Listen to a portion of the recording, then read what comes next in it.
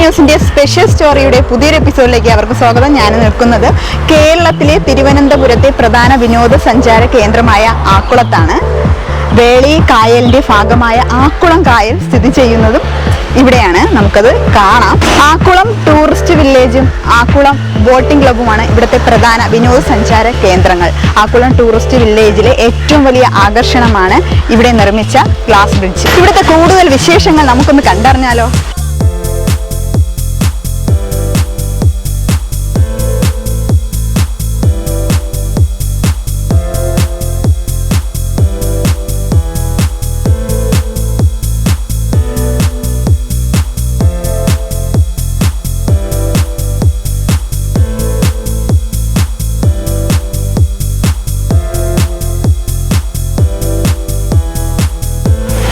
Akkulam tourist വില്ലേജിലെ swimming coach Rajendra സാറാണ് എൻ്റെ അടുത്തുള്ളത്.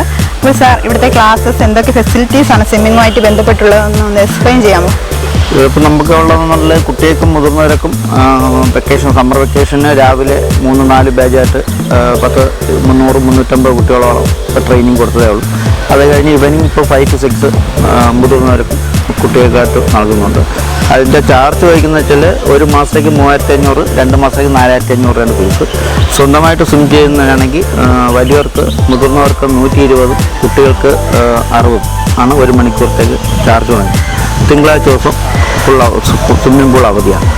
ബാക്കി എല്ലാവരും ഇപ്പം മിക്ക ആൾക്കാരും സ്വിമ്മിംഗ് പഠിച്ചവർ വന്ന് പ്രാക്ടീസ് ചെയ്യാൻ വരുന്നുണ്ട്. ഇപ്പം മഴയായതുകൊണ്ട് 2 ദിവസം കൊണ്ടിട്ട് ഒന്നാണ്. വളരെ വിശാലമായ ഒരു പ്ലേ ഗ്രൗണ്ടാണ് കുട്ടികൾക്ക് വേണ്ടി ഇവിടെ ഒരുക്കിയിരിക്കുന്നത്.